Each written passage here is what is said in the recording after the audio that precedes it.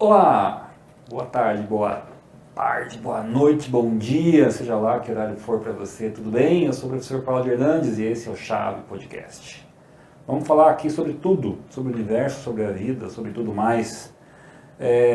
De preferência, coisas que se relacionem com a administração e a gestão, né? Que é o nosso métier. Professor Eliseu, professora Vanessa, tudo bem com vocês? Tudo bem, Eliseu, tudo bem, Cláudio? Oi, pessoal, tudo bem? Então, estamos aqui no nosso podcast, né? É super importante hoje falar sobre gestão, mas falar por meio, né, de assuntos mais leves relacionados à gestão, mas que tem a ver também com comportamento, com as atitudes, como o Cláudio falou, né, com a vida, com tudo. Exatamente. Você concorda, Eliseu? Concordo, exatamente. A nossa ideia é falar da gestão mais leve, falar das coisas que de fato importam, né? Porque não é só o hard, não é só saber fazer. Também tem que ser um pouco mais humano, né, professor Cláudio?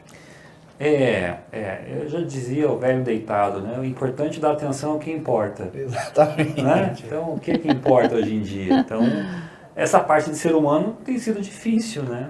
Não é fácil ser humano, a gente às vezes não tem nem tempo para dar bom dia, imagina para ser humano.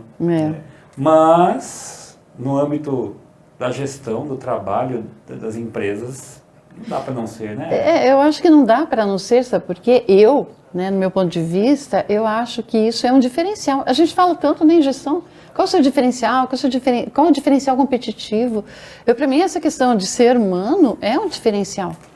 Inclusive, quando a gente está falando aí de tanta tecnologia, né, e como que a gente vai ser, né, desenvolver esse lado humano no meio, né, dessa tecnologia, né, envolvido nessa tecnologia toda aí, e a gente ser humano. É aquela pessoa que manja muito de Excel, é o rei de Excel, mas não dá bom Feliz Natal pra galera, tá ligado? Tem que pensar essas coisas. Aí você falando, eu já comecei a elocubrar aqui, né? Cara, hoje em dia ser humano é um diferencial. É um diferencial. Que loucura, não é uma loucura? Porque isso é o básico. Em tese, todos deveriam ser, né? O tempo todo, mas... realmente, às vezes a gente... Você não vê, Cláudio, que às vezes, né, para qualquer empresa, né, que você liga, ou que você entra em contato, você fala assim, será que eu estou falando com uma pessoa, é um robô que está me atendendo? E a gente faz questão, às vezes, de falar, olha, você não está falando com um robô, você está falando, sou eu, é a Vanessa que está falando. As tutorias, a gente responde, as tutorias somos nós que respondemos professores. Então, você vê como inverte, né? Não, isso já aconteceu comigo tantas vezes, eu estar sendo atendido por uma empresa A, B ou C, e de repente eu falo, não, eu não quero falar com robô. Você nem percebe, né? Em determinado momento ali, você vê que você está falando com o robô e você fala, caramba, por que eu estou falando aqui com esse robô, né? Me enganaram. A sensação é essa, né? Me enganaram. Mas acontece de você às vezes ser atendido e aí vir uma solicitação para você avaliar, e você vai avaliar como? Com o robô, né? O robô que vai ali te dar as opções e tal. Eu sou chato, eu não avalio. Meio que desumanizou a gestão, né? Você pensar bem. Acho que o foco é tanto o hard skills, saber fazer, saber ser um bom gestor, saber cobrar meta, saber fazer um monte de coisa. O que é hard skills? Você está falando de hard skills aí, hein, pessoal? O que é hard skills? O que é hard? Então, hard é o que sai duro, pesado, é o saber fazer, aquele seu conhecimento técnico. Você fez administração, Eliseu? Administração. Eu tenho diploma e tudo, o que é? Professor está aqui, ele gosta de falar isso, eu já puxo pra isso, viu, gente? Está aqui. Quem me contratou também está nessa mesa. Olha que coincidência, né? Ai, tá vendo? Quem me contratou aqui. Você tem um diploma, né? Administrador e tal. Então, isso é o quê? Está demonstrando uma hard skill. Você é um bom líder, um bom gestor? Como que você trabalha com a sua equipe? Então, eu me considero. Aqui, ó, fazendo teste já, hein, gente? Eu me considero, porque eu acho que o princípio é que todo mundo é um ser humano, começa por aí. Tem dias bons e dias ruins. E a gente tem as nossas metas, nossos comprometimentos, e tem que ser feito, a gente sabe que tem que ser feito. Só que tem que deixar um pouco mais leve, né? Você tem aquelas metas absurdas que chegam, tipo, ontem, para você entregar hoje, às 9 da manhã, e tem que fazer funcionar. Mas que educação, né? Eu acho que um líder tem que ser muito educado. Você pode ser duro, mas ser gentil ao mesmo tempo. Você pode cobrar o que tem que ser feito, porque, de fato, você tem que gerenciar uma equipe, gerenciar alguma coisa, mas tem que ter educação, tem que ter um bom trato com as pessoas. Eu acho que é importante isso. Reconhecer, agradecer. Não, mas é sua obrigação fazer bem feito, Cláudio. Cara, eu sei que é obrigação, eu sei que eu ganho para isso. Mas um obrigado não faz falta pra ninguém, não custa nada, né? Um obrigado. Às vezes você tá triste, tá mal, decepcionado, e a gente fala uma palavra amiga, um agradecimento, muda a tua vida. Pra gente é muito legal, quanto professor, a gente recebe muito isso dos alunos, né? Acontece muito de receber uma tutoria, rede social, professor, não entendia nada, mas via a sua aula, entende tudo, não é interativo. Então, pra gente ainda, enquanto professor e gestor, somos gestores, inclusive, de cursos, nós temos ainda esse escape, que é os alunos. Eu penso que nem isso tem, entendeu?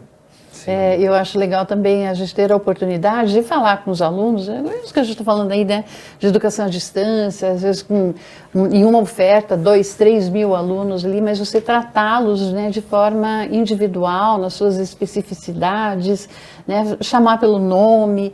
Eu acho que isso faz tanta diferença, sabe, para quem está recebendo, né? Às vezes para a gente, ou para você, em algum momento ali que você está na empresa, trabalhando e tal, parece que aquilo é tão natural para você, mas para quem recebe não é. Para quem recebe faz a diferença, né? Ser tratado dessa forma.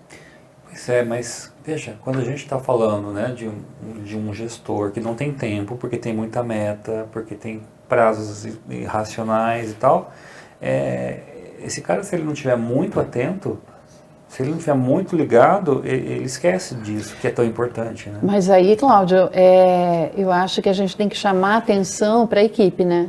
E você saber delegar. Eu acho que também é uma skill bem importante, porque senão você não dá conta. E você tem que trazer essa equipe junto com você. Você não pode ter uma equipe e você fazer com que essa equipe trabalhe contra você. Você quer fazer o gol e tem alguém jogando para fora. Não, a equipe toda tem que ir em direção ao gol para você atingir justamente essas metas. Mas aí eles iam trazendo essa equipe justamente com o que você falou, com educação, com espírito de pertença, sabe, de pertencimento, elogiando. Claro, todo mundo tem, né, os seus pontos fracos, seus pontos fortes, né? Então, vamos enaltecer os pontos fortes, os pontos fracos, vamos trabalhar juntos, gente, chama individualmente, vamos lá, vamos trabalhar, vamos ver o que está faltando aqui, ali. Eu acho que daí com a equipe a gente consegue, né? O Cláudio que fala, né? Elogia em público e critica no particular. Só isso já faz uma diferença. Tem vários ditados, né? É. Roupa suja se lava em casa. Mas eu não perco a oportunidade de elogiar alguém em público quando esse alguém faz alguma coisa que merece ser elogiado, sabe?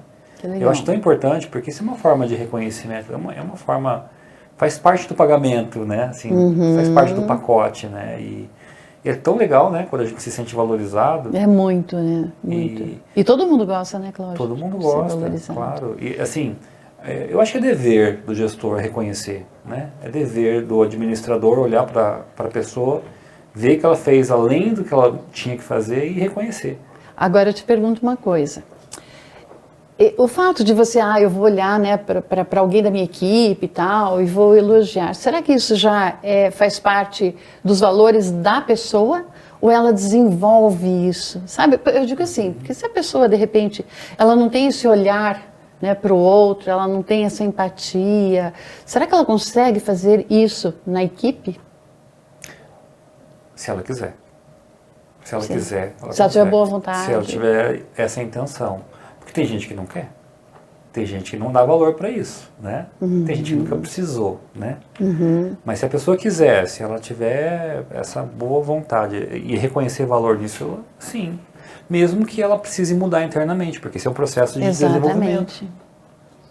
E demora, né, Elisa, para mudar, né? Porque é comportamento, né? Sim. O comportamento você não muda, assim.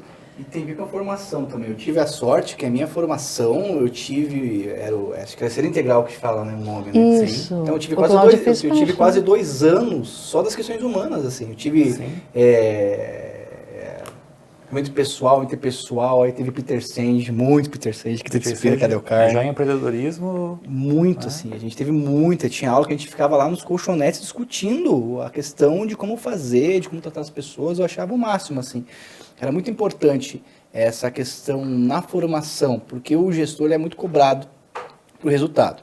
O mercado está aí, o mercado não dorme, o mercado é competitivo. né? Então sempre tem aquela visão do gestor super-homem, aquele que faz tudo, aquele que não chora, aquele que não lamenta, aquele que vê, não funcionou o funcionário, demite ele, parte para próximo, e a gente sabe que não é assim. A pessoa se colocou muito bem, às vezes, a pessoa tem algum ponto fraco, você desenvolve para virar um ponto forte. Se a pessoa quiser, obviamente, também você quiser, né? A gente sabe que é muito mais, para a empresa, mais barato manter um funcionário do que ter que demitir e contratar outra pessoa. Não só por questão de valor, mas também questão de tempo, né, Cláudio? E esse barato que você fala, às vezes não é financeiro, né, Eliseu? Exatamente. Porque, assim, tem tantos custos envolvidos, não é só o salário da pessoa, né? Mas, assim, o quanto ela consegue contribuir ajudando outras pessoas a fazer seu trabalho, às vezes sendo um motivador, exemplo, inspiração, né? Compartilhando as boas práticas, né? Sim, tem pessoas que são muito, assim, colaborativas, têm um espírito de coletividade e essas ajudam pra caramba, De né? cooperar, de colaborar, né? Por isso que quando a gente fala dessa questão, né, o cara tem que ser competitivo, número 1 e tal, no curto prazo isso é bom, Você mas acha médio e longo... então, isso foi uma tendência, digamos, vamos levar para o lado da tendência, e que agora na gestão não é mais, a tendência não é essa, a tendência é trazer uma gestão mais humanizada. É que você comentou, agora ser humano se você ser humano é diferencial. É o diferencial. Não, mas eu só estou provocando aqui, porque tem muitos ainda que têm essa visão aqui do Cláudio, né? E a gente está vendo assim como uma tendência de as próprias instituições, né, irem mudando a formação que você teve lá e que a gente continua, né, aqui com, inclusive esse nosso podcast aqui também, né, vem comprovar isso. Eu não sei se é uma tendência, Vanessa. Eu acho que hoje é muito mais uma necessidade do que uma tendência atual. Por quê? Porque tem muita empresa escravocrata ainda, que olha para as pessoas como se elas fossem números e ferramentas, entende? E aí, assim, eu acho que aquelas que são de vanguarda, que se preocupam com isso que a gente está falando, ainda são a minoria, né? Ainda são exceções. Se a gente pensar que no futuro essas não serão exceções, mas serão a maioria, ou precisamos que isso aconteça, isso sim é talvez o início de uma tendência, sabe? Mas hoje quem está se preocupando com isso está à frente do tempo. Talvez até tenha dificuldade para se encaixar eventualmente. Exatamente. Mas nesse momento. Então a gente nunca se prepara para hoje, né? A gente tem que se preparar para o futuro. E no futuro, sim, a gente vai precisar dessa pessoa mais humana. E ainda com o avanço tecnológico, né? Que não para nunca, né, gente? Não para, sempre está... Alguma coisa nova ali está acontecendo e aí as pessoas até se perguntam, né? Será que eu vou perder emprego com isso? E eu acho que esse comportamento, essa soft skill aí que a gente está falando, eu acho que ele vem para falar, não, se você... tiver esse diferencial, se você agir dessa forma, as empresas precisam de pessoas assim. E não é tudo vai ser mudado pela tecnologia, né? Tudo vai ser tecnologia. Não, precisa de pessoas. Mas de pessoas que façam a diferença, de pessoas que façam com que a equipe trabalhe de fato como uma equipe, né? Aí assim, você tocou na questão da empregabilidade, né? Será que eu vou perder meu emprego? Aí a gente pode ter já um indicativo aí, ó. Se você só tem hard skill, né? Se você só sabe fazer e é operacional e tal, a chance de você perder emprego é grande. Se você tiver soft skills desenvolvidas, a sua chance de perder emprego é menor. E existem dados, né, que já comprovam isso. Sim. Inclusive em processo de seleção, né? Sim. Então, a hard skills já não faz mais parte do processo em si. Sim. Porque é um requisito. Olha, você precisa ter a graduação em administração, curso de Excel, saber falar fluentemente inglês, ok? Tá aqui, você comprovou tudo. E o Cláudio, tá aqui na mesa. Agora vamos lá, né? Vamos fazer o processo em si mesmo. Aí o processo vai ser voltado todo ele para a parte comportamental. É ela que vai fazer esse diferencial ali no processo de seleção. Uma das coisas que mais afasta hoje o empregado da empresa é depressão pelo INSS. É o que mais afasta. E segundo, acho que o Cláudio começou como eu trabalhar como office boy, Qual que é o nosso hard skill? Saber o que é um cheque, saber o que é um duplicata, saber pegar fila. Como é que faz 3 bancos em 5 minutos? Ponto, era esse. E acabou. Assim, minha profissão inicial, que a gente começou a carreira, acabou. Acabou. Eu comecei, na verdade, como office boy. Acabou. Eu era pago para ir no banco, para ir no cartório. O cartório ainda meio que precisa hoje, porque o cartório ainda é meio burocrático em alguns aspectos, né? Tipo assinatura real. Mas assim, as coisas mudam, tem que se adaptar. E é normal ter esse medo de, porque eu posso perder o emprego, porque eu posso, tecnologias, vai acabar. Até porque a gente escuta muito isso. Então chama muita atenção. Só que depende. Cara, eu sofria demais nessa época. Eu era office boy. A gente tá vendo, sabe, que a gente falou que ia falar de tudo, né? Da vida aqui, ó. Da vida, do universo e tudo mais. Mas, ó, eu saía 15 para as 4 do escritório para fazer 3 bancos. O pessoal, banco fechava às 4. Os caras são malucos. O banco fechava às 4. Os caras são malucos. O pessoal do financeiro não sabe o que é fazer banco. Mas aí eu dava jeito, né? E aí também tinha sempre o conhecido, né? Aí, uma soft skill. Paga pra mim esse boleto ali que eu vou nesse banco. Sempre tinha outro office boy. Relacionamento, sempre é. Sempre tinha um colega que já estava na fila, que você deixava o boleto com ele pagava, descia para outro.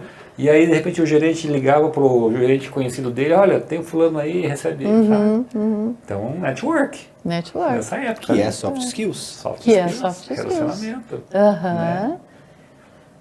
E essa coisa que você falou, né?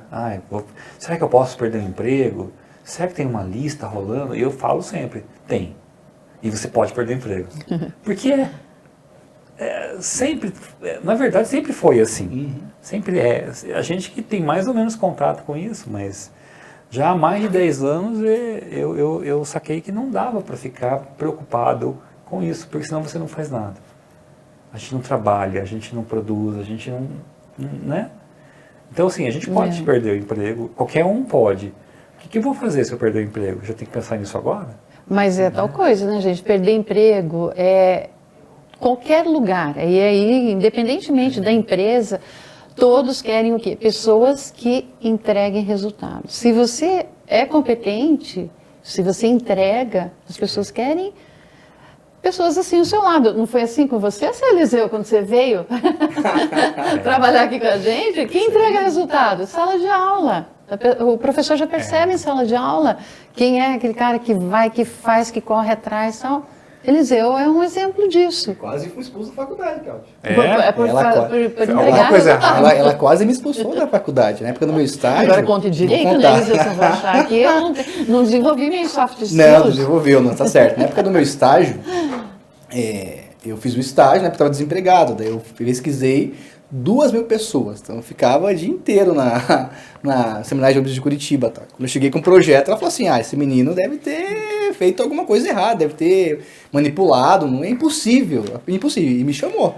Chamou, né, bem, né, coordenadora, bem, né.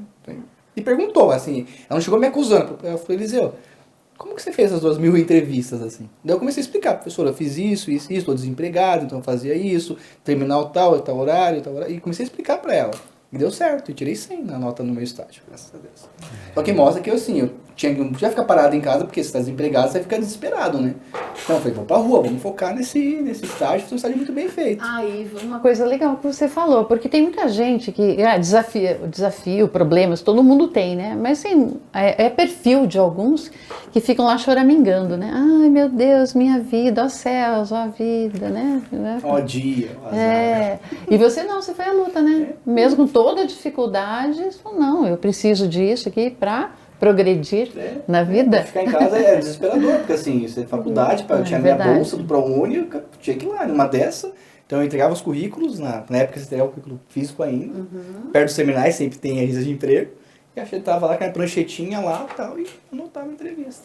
Legal, Eliseu. Muito bom. É bacana.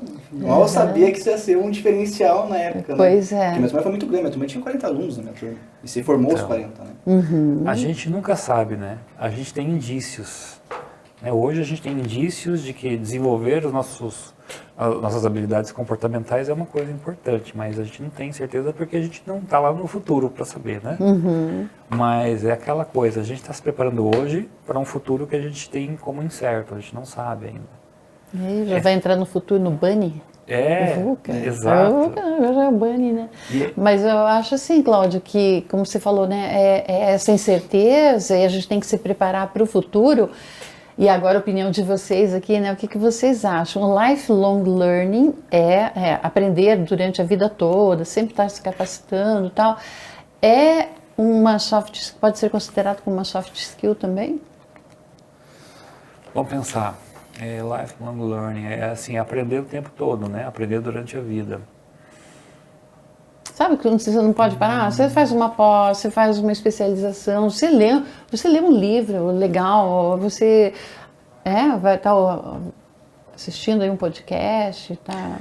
Eu não sei se não é uma soft ou uma hard, mas assim, talvez seja um posicionamento, Vanessa. Um posicionamento assim, em relação à vida mesmo. Uhum. Porque antigamente a gente terminava os estudos, né? Meus pais falavam isso, terminei os estudos. Uhum. Tinha gente que terminava os estudos e ainda fazia faculdade depois. Uhum. Né? Hoje, a gente não termina mais. Né? Mas você vê, quando eu finalizei e terminei meus estudos, né? Eu graduei em administração, o emprego era garantido. Por quê? Sim. Tinha poucos administradores no mercado. Então, você fazer uma faculdade, daí não sei se só de administração, né? Mas, assim, a probabilidade de você conseguir um emprego era muito, muito, muito alta. Porque pouca gente tinha, né? Pouca gente tinha. E é a competição, né? É o mercado ditando essas regras, né? Então, hoje em dia, fiz uma graduação, garante emprego? Não, óbvio que não, né? Você tem que ter muito mais do que isso. Né? Eu fiz uma pós, garante emprego? Também não, né? Não. Fiz mestrado, garante? Não. Também não. Doutorado. Pior às vezes. Os 3 aqui, né, com doutorado. Às vezes até a superqualificação dificulta. Você entrar no mercado de trabalho. Né? Então, dependendo do que você quer fazer... Eu acho assim, olha, agora vamos, né, assim, também vamos deixar claro, né, gente, não é que dificulta. Pode ser que em algumas organizações, em um determinado período, dentro de um determinado contexto de códigos, mas ela não dificulta, porque quanto mais estudo você tem, você faz um doutorado, um pós-doutorado, a tua visão de mundo é muito maior, como você enxerga as coisas e o seu posicionamento, né, diante de várias situações ali, com N variáveis ali acontecendo ao mesmo tempo, você consegue ter essa visão, né, e se desenvolver, e desenvolver outras habilidades e desenvolver outras coisas também, sabe? E não ficar só naquilo que você está fazendo atualmente. Então, eu acho assim, é relativo, né? Mas eu sempre defendo, sim, que quanto, né, você estudar mais, quanto mais qualificado você estiver, mais o mercado vai te absorver, digamos assim. Né? Então, mas eu acho assim, na dúvida se estudar ou não estudar, com certeza sempre estudar. Sim. Já me perguntaram, olha, não sei se eu entro no doutorado, já estou com a idade avançada, o que você acha? Entra. Lógico. Não tem dúvida. Os 4 anos né? vão passar da mesma forma, né? Só que daí, se você tiver um foco, aí você direciona. Assim, eu quero ser doutor e trabalhar numa universidade. Não adianta fazer 10 especializações. Você tem que fazer doutorado, né? Se você quisesse trabalhar como professor em uma instituição de ensino, é esse o caminho. As especializações são boas? São. Mas para esse objetivo, você precisa dar um passo a mais. Legal. Ao mesmo tempo em que se eu quero ser... Foco, já definimos um ali. Principal. Se eu quero trabalhar no mercado financeiro, não adianta eu ser doutor em marketing. Né? Claro. Então, o alinhamento é necessário, porque não há vento bom, né, para o marinheiro que não sabe para o lado que ele quer ir. E aí já está o professor de estratégia falando. Então, o foco desse é bom. alinhamento, né? Que a gente fala na estratégia e tal, mas na nossa vida pessoal é legal porque a gente traz isso para a nossa vida pessoal, né?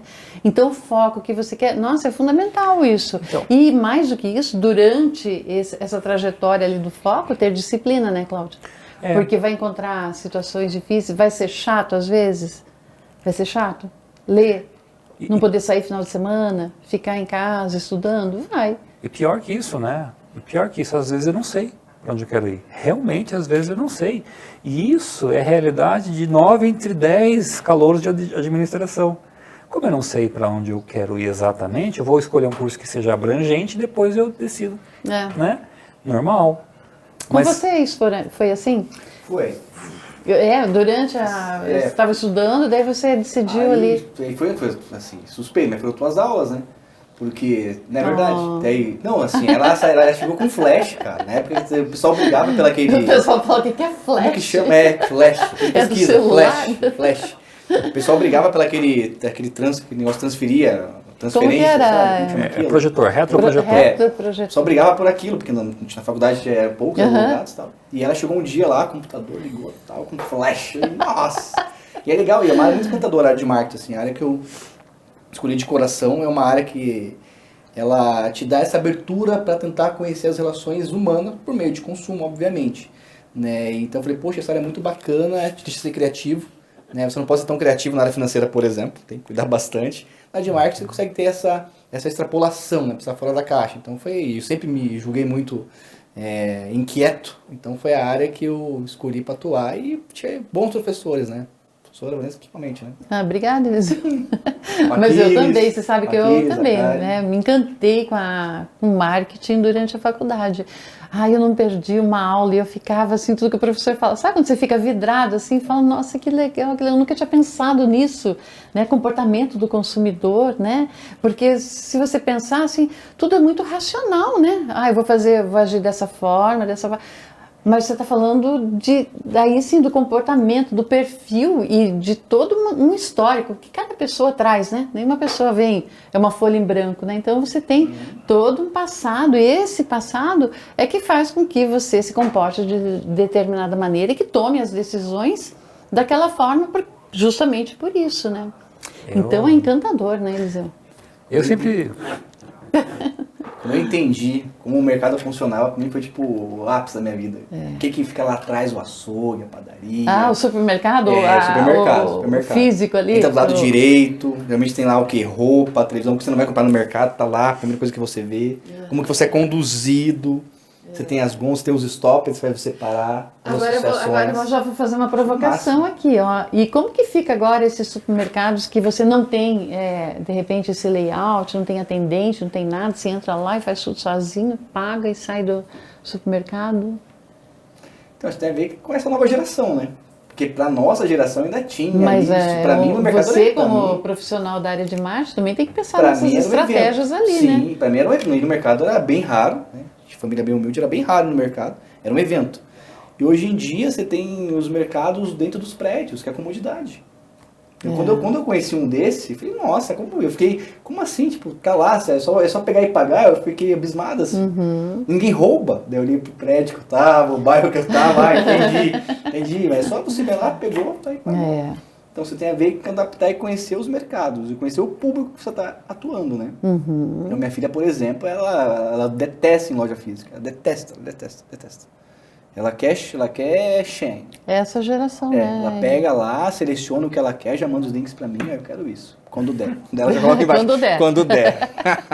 Aí o pai, logo vai dar. Quando der. Calma. Filha, não tem dinheiro, mas tem cartão, pai. Tá vendo? Eu tô sem dinheiro. Mas é o Pix, pai. A parcela. A parcela.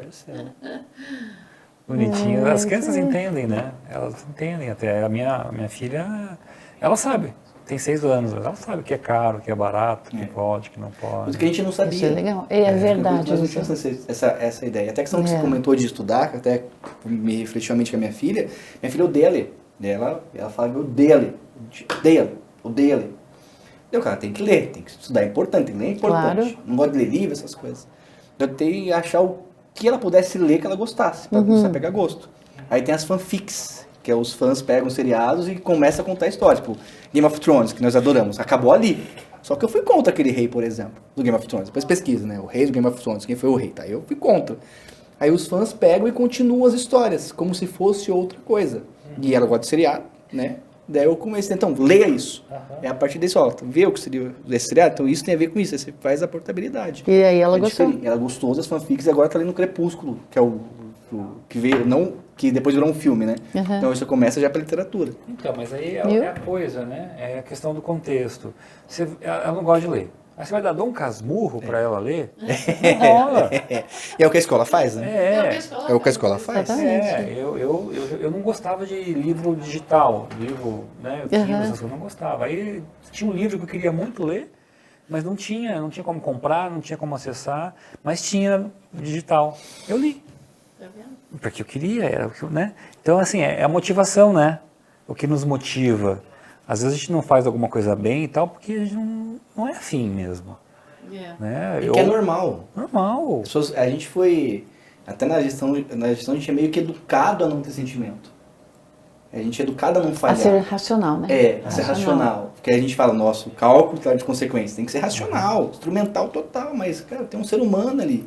O cliente é o ser humano, o funcionário é o ser humano, o funcionário é o ser humano. Tem um humano por trás disso tudo, entendeu? Falar nisso, eu lembrei agora da sua tese de doutorado, né? Isso, dos crimes corporativos. Nossa, que é uma, assim, é difícil julgar porque... E tá vendo, e traz esse lado, né? O humano, né? É difícil julgar porque eu não sei como talvez do CEO da empresa. Mas ali faltou uma soft skills, empatia. Mas só para o pessoal entender, né, do que a gente está falando. A minha aqui, tese né? foi eu estudei os crimes corporativos, que há uma teoria que fala que as organizações cometem crime. As organizações, não é só a pessoa, a organização em si, ela tem uma estrutura que ela comete crime. E para a organização, o crime é uma ferramenta de gestão, tal qual fazer uma SWOT, tal qual fazer uma análise de cenário. E nesse caso específico que eu estudei, era uma decisão simples. Você teve a barragem, ela rompeu e tinha um refeitório no pé da barragem. E sabia-se que a barragem ia romper porque os laudos que atestavam ela eram falsos, eram mentirosos. Se eu tivesse tirado a barragem de lá, não teria morrido tantas pessoas. O restaurante. Não teria morrido tanta gente. Só que se eu tiro o restaurante de lá, eu estou assumindo que eu já sabia que meu laudo era falso e que eu sabia disso tudo. Então é muito mais fácil, um processo judicial muito mais barato do que de fato salvar vidas, assim. E a gestão, de uma forma, a gente vê que hoje em dia a competição se tornou meio que isso. E é uma monstruosidade, né? Monstruosidade. Você imaginar que isso alguém exemplo, pensa, né? É um de exemplo. uma forma Das assédios morais que acontecem nas organizações todos os dias. consciente, né? Sabendo que isso pode acontecer, né? Ah, pode acontecer, mas será que um dia vai acontecer? Ah, pode acontecer daqui não sei quantos anos, daí a gente não vai estar mais aqui.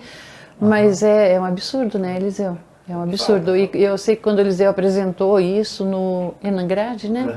Chamou a atenção de muitas pessoas. Você ganhou o prêmio, né? Eu achei até, nossa, como assim? Ganhar um artigo crítico. Tá mudando o mundo. Tá vendo? Então, mas isso que você fala é quando a organização ela ganha aspectos de instituição, né? É uma instituição. Isso. E a instituição já independe das decisões individuais, porque o modelo burocrático já funciona sozinho, né? Sabe onde aconteceu isso também? No Holocausto. Ah, é? No Holocausto. Porque chegou um momento em que as decisões dos militares individualmente não importava, porque o sistema já caminhava sozinho. É claro que isso foi criado por pessoas, mas a instituição se forma de uma maneira que chega um momento em que ela ganha corpo. É isso. É como se fosse um ente, né? Ainda tem pessoas trabalhando, e depende delas para que as coisas aconteçam, mas os valores, as crenças, os hábitos já estão tão arraigados que ela vai... E isso tem a ver com aquilo que a gente fala assim, que quando você está sozinho, você age de uma forma, quando você está num grupo, você vai agir conforme aquele grupo ali, a maioria... E aí ele acaba se institucionalizando, né? Sim. Quanto maior o grupo, maior é essa massa, né? Essa força, né? Essa força que impulsiona. Qual que é o termo da física lá? O corpo permanecerá em movimento enquanto ele não for... a segunda lei de Newton, se não me engano. Enquanto ele não for... Enquanto uma força não for atuada sobre ele. É inércia. É a inércia. Inércia. Ele tem que permanecer em repouso. Então assim, algumas coisas elas têm uma inércia que elas caminham sozinhas, você não para mais, né? Quando um grupo é grande, os hábitos, as crenças já estão tão estabelecidos que vai indo. E uma pessoa sozinha não muda isso. Agora eu concordo que o Holocausto foi mesmo. Mas quando você vê, isso que o Cláudio me lembrou, quando você vê os depoimentos, o processo judicial depois, o Putin fala assim, não, tinha que fazer, porque tinha que fazer. É isso aí. Podia ser o Cláudio lá e fazer a mesma coisa. Exato. Se eu fosse o show da Vale, talvez eu fizesse a mesma coisa que ele fez. Então, chega um momento em que a pessoa, mesmo que ela queira, ela não consegue. Então, mas isso se forma como? Como é que se dá a institucionalização disso? É pelo tempo e pela soma das soft skills. É pela soma dos comportamentos e das crenças das pessoas. E aí elas se solidificam e vão passando de geração em geração.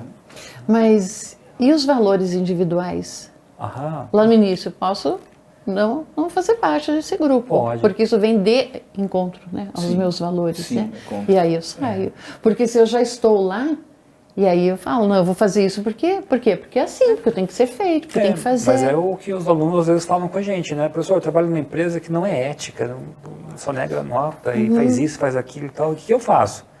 Eu falo, saia, Essa conta. essa conta. Mas eu preciso pagar as minhas contas. Mas eu preciso pagar minhas contas. Preciso pagar a O faculdade. que eu faço? E daí? E daí? Daí ela me pergunta, fala, fique lá pelo tempo que você precisar, mas saia o quanto antes.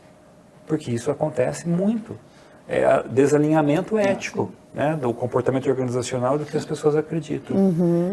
E antigamente, as empresas que escolhiam a gente, né? Hoje as duas coisas Sim. acontecem. As empresas me escolhem, mas eu tenho que escolher a empresa também. E será que isso é mais forte? Aí eu já sei a resposta, mas provocando Eliseu, na nova geração? Então, eu acho que é mais forte, eu sou mais independente. Eu vejo pro Cláudio, você vai daqui a pouco, quando ela fizer 10, você vai ver que o mundo muda, assim.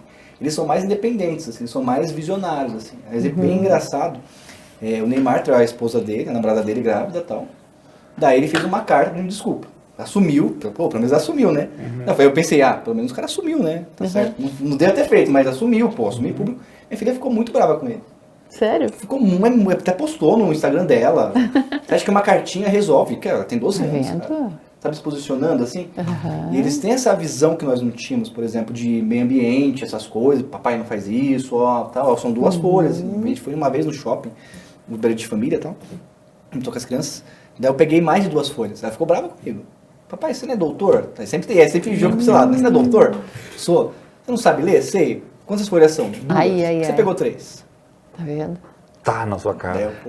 Perdão. Na próxima eu pego uma pra compensar. Aí segue na roupa.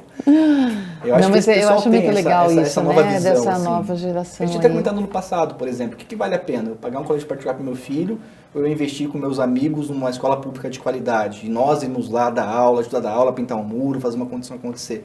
Que é a grande contestação. Será que de fato que é o que não é, entendeu? Porque a gente reflete hoje em dia. Parece-me que era muito mais automático. Era dado e embora. Hoje em dia há espaço para reflexão. Só que é bom e ruim ao mesmo tempo, né? Mas essa palavra que você falou agora me chamou a atenção essa semana, né? Automático. A gente era muito mais automatizado antigamente. A gente era muito mais preso a rituais. Por quê? Porque eu tenho que fazer. Por que você faz isso? Porque sim. Né? Porque você namora, porque você casa, porque você tem filho, porque você vai para a faculdade. Porque Estou repetindo o comportamento. Eu tenho que fazer. Estou repetindo o modelo. E as novas gerações, elas contestam bastante esse ritualismo, né? Não vou ter carro. Por que carro é importante? Não, porque eu não quero. Exatamente, eu quero viajar. Eu não quero estrambulho. E de repente eu não quero ficar só aqui, eu quero ficar em outro lugar. Ficar numa empresa, 20 anos. Isso. 20 anos numa empresa? Jamais. Imagina. Eu quero ter outras experiências, quero morar em outros países. E para que eu preciso daí ter uma casa? Por que eu preciso ter um carro, comprar uma bicicleta? Europa, você vai lá, põe uma moedinha lá, pega, né? Tira isso o também carro. Também acho que com a gente, com essa geração de pais que tem essa visão diferenciada, sabe? Porque eu penso assim, tem coisa, minha mãe é viva, né? Minha mãe tem coisa que ela fica chocada até hoje, quando ela vê. Minha mãe tem 72 anos, 73 anos. Ela fica chocada. Um monte de coisa, assim. Né? Por exemplo, a minha filha não dá benção pra ninguém. Não dá. Fala, vovô e vovó, tudo bem? Minha mãe quer morrer. Nossa, como assim? Ela me dá bem, não me pede a benção. Os comportamentos, daí, né, assim, gente? Ela me chamava de papai antigamente, né? Papai. Daí ela ficou mocinha, daí agora é só pai. Eu falei, não, pai também não, né? Pai é qualquer um, tem que chamar uma coisa bonita. Agora chama de dad, por exemplo. Só que eu senti falta do papai, sabe? O menino chama papai até hoje, né? Também tem 10 anos, daqui a pouco ele para também. Porque é carinhoso, né? E eu gosto de... Pô, pra mim era tipo papai, de repente nada pai.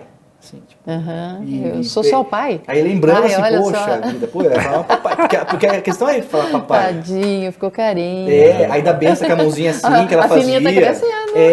Aí dava a benção com a mãozinha assim, pedia a benção de manhã, benção papai. Agora é bom dia. Eu já faço análise há bastante tempo já para me precaver. Vai levar isso numa boa. Vai levar numa boa. Isso vai impactar a gestão. A gente comentou com a inteligência artificial, né? O ChatGPT pede desculpa. O ChatGPT ele erra, cuidado que ele erra. O ChatGPT ele se equivoca algumas vezes, né? Perguntei algo pra ele, e ele me explicou uma coisa que era errada, e eu sabia a resposta. Eu falei, não, tá errado tal coisa. Daí ele falou assim, desculpe-me. por tal coisa e respondeu corretamente. Então é legal isso. Tá? O robô, As emoções já vindo, né? Pra... Ele fica triste pela com você. tecnologia. Você pergunta coisa errada pra ele. Quando você tá falando com ele, fica nervoso, fica bravo, pede desculpa. Não é bem assim. tá vendo? Então. Eu não sei se ele tem tristeza, se ele tem grandeza, se ele tem então, arrependimento. da onde que vem isso? Igual a própria Siri, assim, né? Nosso iPhone tem a Siri, né? Então você fala uma coisa, um palavrão, ela pega e te repreende, assim. É da onde que vem isso, será? Certamente não é um sentimento.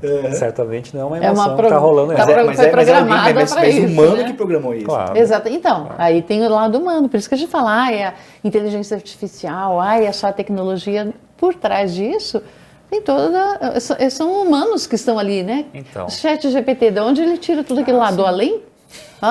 Do além, vem aqui conhecimento, eu vou responder aqui. A pergunta que não quer calar é até quando vai precisar de um humano por trás da tecnologia? Ai, Cláudio. Sim. Fins do mundo. Pense daqui 30 Fins dos anos. tempos. Né? Daqui 30 anos, uma inteligência artificial talvez não precise de um humano ali programando. Talvez a gente nem consiga fazer mais isso, né? De controlar. Não é coisa de filme, não. Não, estou falando isso, mas Mas será? Porque o ser humano é tão pensar, impulsivo, né? o ser humano é tão... Pode ser algo tão bom, mas tão ruim, que pensa que é questão humana. O pior ser humano, que faz as coisas mais atrocidades, e o melhor, assim. Será que até isso vocês vão conseguir aprender? Por si só? Aprender o quê? A agir como humano, a trazer soluções. Primeiro a gente teria que definir exatamente o que é ser humano, né? O que é ser humano hoje? Porque tem gente que parece que não é, né? Mas se a gente for para a essência, né? Porque conhecimento, a inteligência artificial tem. Habilidades, ela também tem. Atitude, questionável, né? Sentimentos, não. Emoções, não. Né? Valores, muito menos. A nossa chave aí já está falando. Né? Então, assim, por enquanto, o que a gente vê na inteligência artificial é que ela é uma boa compiladora de conhecimentos já existentes. Isso é verdade. E ela acessa esses conhecimentos e combina de uma maneira que às vezes a gente não pensou. Mas isso ainda não é uma criação, é uma compilação. Essa capacidade dela, né, de processamento, é lógico que Sim. Dá de 1000, 10.000, sei lá, zero. Eu estava vendo esses dias nossa capacidade. um depoimento de um diretor do Black Mirror, que ele parou de escrever por um tempo, episódios, porque ele viu que não consigo mais, porque assim, a tecnologia chegou até um ponto que não tem mais como, né, superar isso. E disse que ele foi no ChatGPT, pediu para ele escrever um episódio, e aí o ChatGPT escreveu. Mas quando o cara foi ler, ele sacou que o chat pegou e fez uma compilação dos melhores momentos dos episódios que mais fizeram sucesso. Então ele viu que aquilo ali não era uma criação, mas era uma cópia, uma compilação. Ele falou, não, isso aqui não é melhor, eu faço melhor que isso daqui. Né? E a IA hoje é isso, né? Ela processa muito bem, muito rápido e tal, mas ela não vai além do que já foi feito. E essa é a questão. Administradores, o que vocês farão? Vão continuar repetindo? Criando planilha? Fazendo processo? Ou vão criar? A criação é nossa ainda. E a IA não faz. E vai demorar para fazer se quiser. Essa é a capacidade, né, Cláudio? De você enxergar lá na frente, né? De você enxergar qual é a tendência, qual é o caminho, ter esse entendimento do que está acontecendo agora. Vai mudar tudo, agora vai ser só a tecnologia, vai ser só a IA. Não, mas o que está acontecendo por trás nessa fala nossa aqui e o que a gente pode fazer para a gente fazer isso diferente lá na frente. Sei que está acabando o nosso tempo aqui, mas provocar vocês, uma coisa que você fala me lembrou. Pandemia, um novo normal.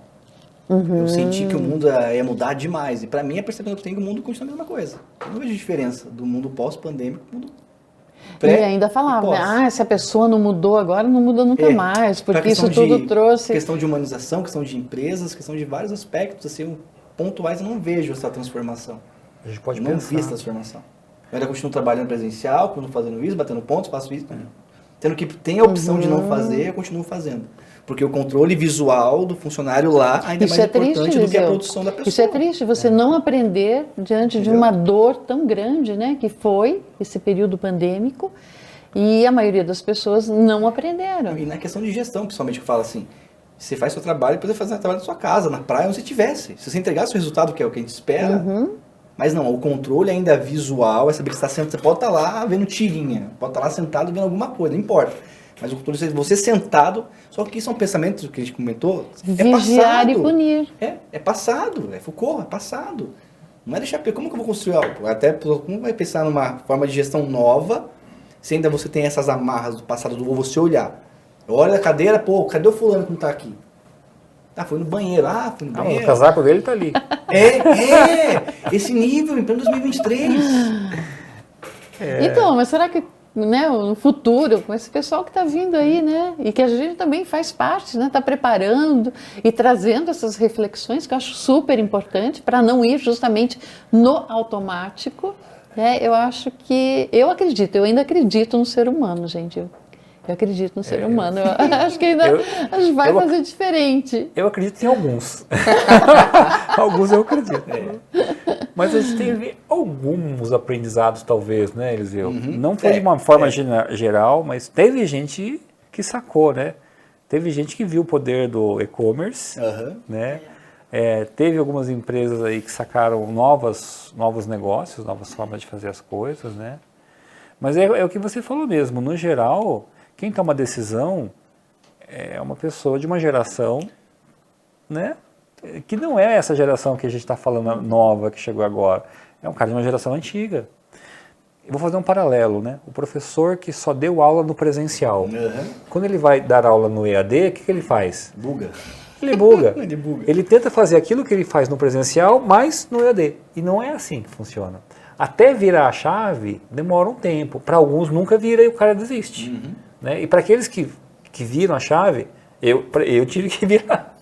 Nós tivemos que aprender. Nós somos do presencial. Nas empresas, né, pré-pandemia e tal, teve gente que virou a chave, teve gente que não virou. Eu acho que a maioria não virou. A chave é o segredo do sucesso. Vamos deixar essa virada de chave para a próxima? É isso aí. É isso aí. Vamos ficar com essa virada de chave, então. E na próxima a gente volta e a gente continua falando sobre o universo, a vida e tudo mais, né? E pode ser aqui, pode ser na rua, na chuva, na fazenda ou numa casinha de sapê. Não é? Gostei. É isso aí. Até a próxima, pessoal. Até a próxima. Tchau, tchau.